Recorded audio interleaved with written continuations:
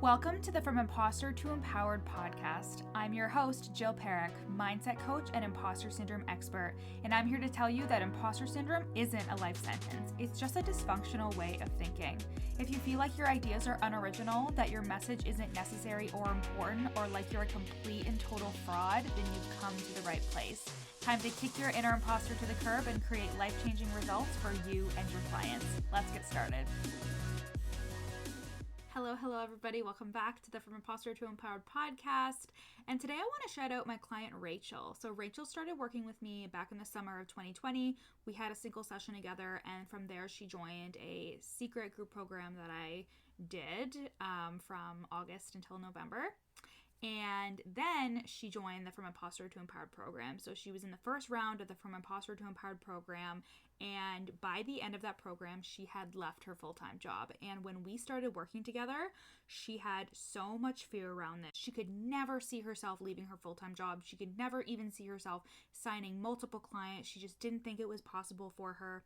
And the reason why I love this work that I do with clients, whether it comes to the subconscious mind or really like embodying those changes through the somatic work such as Reiki and breath work, she was able to really see things differently, see her life differently than what she expected her life was going to look like. You know, she thought that she was going to be this person who was going to work at a company for a number of years or like 30 years even, and that was just her life, and this would just be like kind of a fun side thing. She never thought that it could take her full time, and she also had some judgments and some reservations around running an online business full time and what that would look like to her family. And we were able to pull back the veil on so many of her fears and stories around her capabilities and her family and what they thought about it and what she thought about herself. And the reason, again, why I love this work is because you just see things differently when you allow yourself to. And what that means is with each limiting belief that is squashed, with each story that you don't have to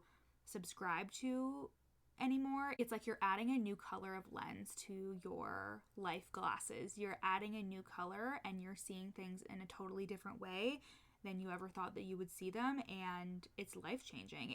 It allows you to make different decisions. It allows you to take a different path. It allows you to become more enlightened and more in touch with yourself, and that's what this work does, and I'm so proud of her. It was a mind game. It was a thought process for her to leave her full-time job because it wasn't ever really about the money. It was about her feeling like she could make it consistent, that she could feel safe in her body, that she could take this chance on herself and know that no matter what, she was going to be successful. And she says to me often, "You've changed my life," and that makes me feel so good. But also I know it's a result of her changing her own life, her doing the work. Because I attract a lot of resistant people, y'all. Like, I attract a lot of people who are really negative, or they have this fixed view of the world and their beliefs, and they don't acknowledge their emotions. I attract those types of people because I was that type of person, and it's basically a challenge. It's basically a challenge for me to call somebody out on their shit and let them experience their emotion for the first time in a long time, and let them know that doesn't mean anything about you when you're afraid or when you can't stay consistent or when things are hard. It doesn't mean anything about you, and the more you make it not mean anything and you just get back on the horse, the more your life changes. So proud of you, Rachel, and I can't wait to see what else you do. So now let's talk quickly about this kind of imposter syndrome that will stop you from signing clients. And this is very sneaky, and this is the subconscious fear that you're not able to get your clients' results. And you may feel this way if you're just starting out, or if you even have a couple of clients and you put a lot of emphasis on the results that your client is creating. And the thing is if you don't truly believe in yourself to create a life-changing result for your clients, you'll say you want to sign clients, but your energy and your behavior won't support it because you truly don't believe that you can change lives. And a couple of things. So I'm going to keep it real. Not every person, depending on your pricing, so if you are charging a decent amount of money for what your services are worth, if you know that your services are worth a fuck ton of money, you will have clients who are more invested.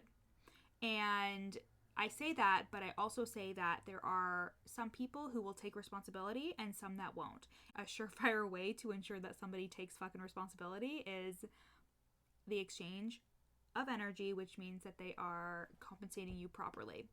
Now, again, this is contingent on the client taking responsibility. So with our type of work, with the type of work that I do, you have to stop committing to your bullshit.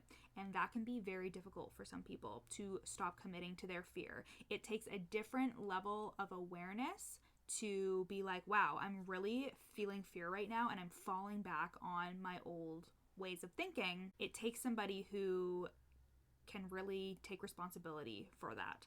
I have had clients, when I wasn't being compensated properly, I have had clients who haven't gotten results because they didn't do the work.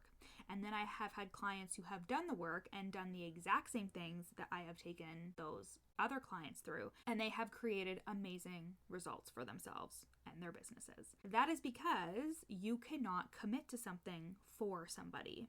It has to be a conscious choice, and that's why I really encourage you to assess your pricing and make sure that it is something that you know when somebody is committed, they're going to get results no matter what. Because we want to lead with the fact that you have the education, you have the knowledge, you have the experience. It just takes you knowing that you are good enough no matter what kind of result you can create for your clients. And that is in some personal development work, some mindset work, some imposter syndrome work. I'm at the link in the show notes. Work with me. You know where I am if you really need help building that belief in yourself. But if you are coming at it from that place, you will know that people have their own free will. So people have their own free will, and that means that you could do everything in your fucking power to help somebody, and if they are not willing to help themselves or do the work, they will not get the results. And this is bad news for people who hire coaches, expecting the coach to get results for them, expecting the coach to say, this is the way to make money, and here you go, here's the step-by-step, it's gonna absolutely work for you. And remember, we have that conscious critical faculty. If you believe that something will work for you, it will, because you're going to put the work in. You have the belief behind it. So when somebody invests in you, they are committing to themselves. They are committing to the work. But again, you cannot control the outcome of your clients. And how you strengthen this belief is by setting good, appropriate boundaries, by pricing your services adequately in a way that you believe that you will be compensated, and something that feels good. And to know that you are good enough and your work is to cultivate that feeling and those thoughts in yourself constantly. Because again, if you have a client that you perceive has not gotten results, and results can look very different for everybody.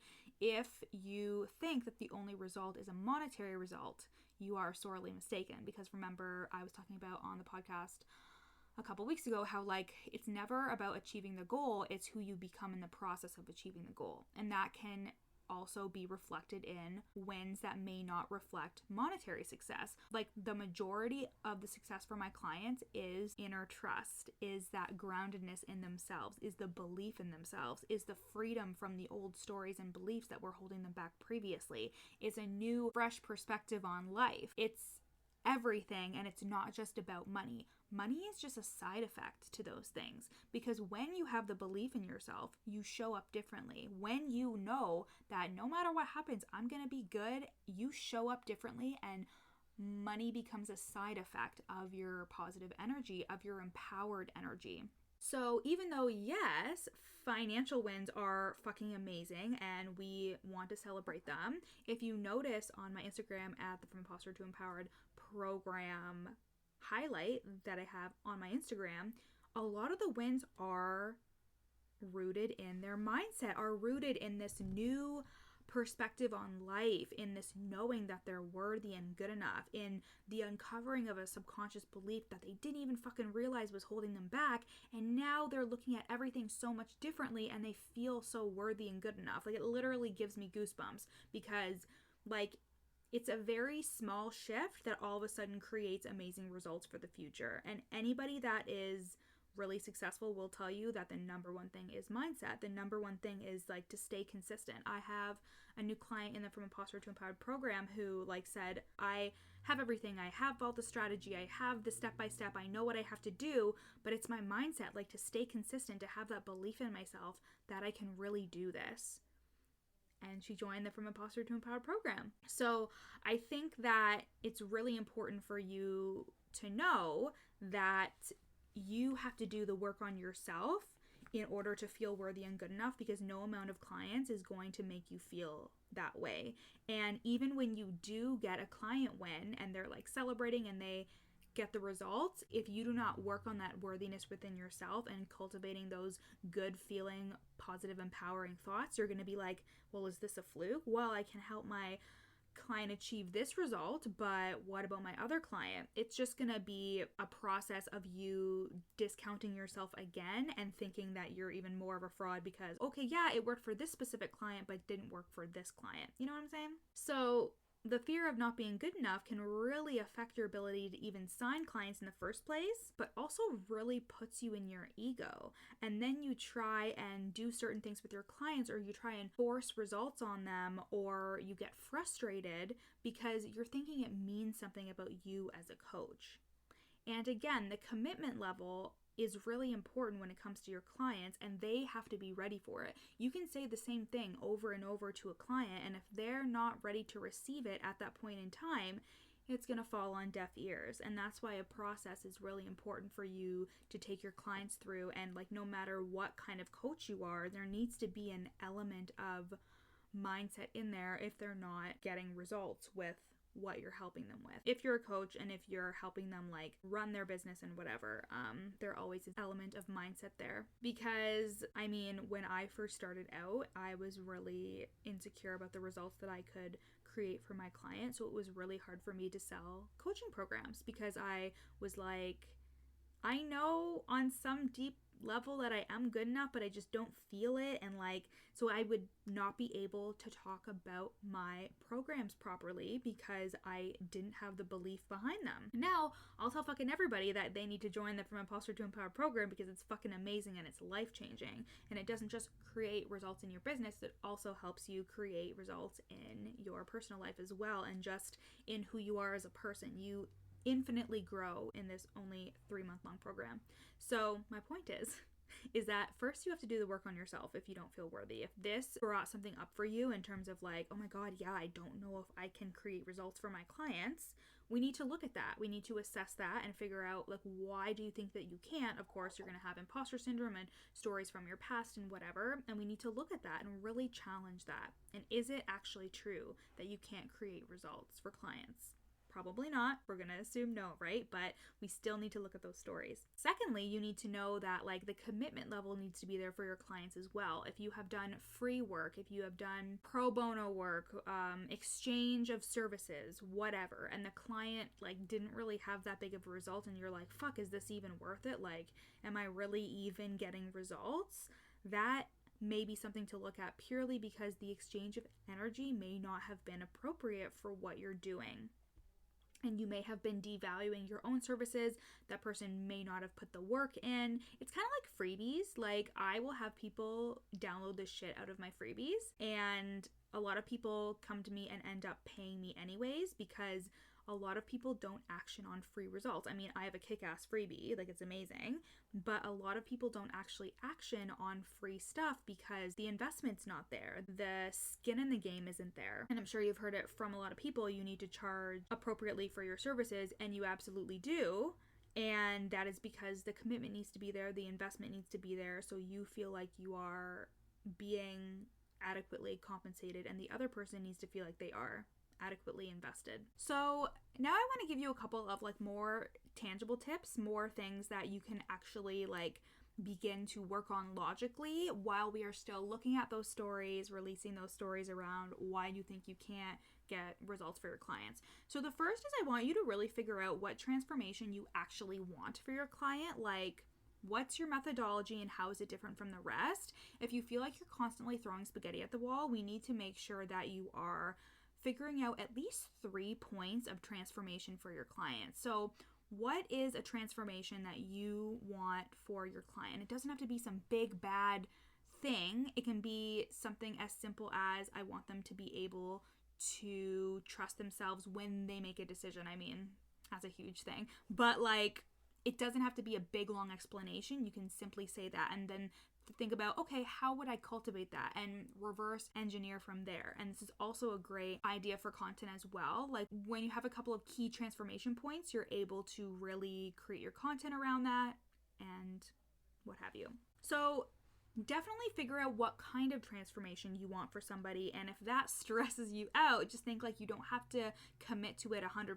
You're just playing around with it. You're just figuring out, okay, like what type of methodology can I have for my clients? What can I take them through? For example, in the From Imposter to Empowered program, we go through my Find and Defeat methodology, which is really taking you through all the steps of uncovering your limiting beliefs, understanding where they came from, any secondary gain associated to it, releasing and rewriting. And this is essentially any process for releasing limiting beliefs, but I have made it my own unique transformation and have my own tools and resources to help people through that process. So what is your process? How is it different from the rest? What kind of transformation can you create for your clients that you want to create for your clients? We already kind of talked about this one, but be able to decipher between what you offer as a guide or a mentor and the client's responsibility to do the work and be a co-creator in their results.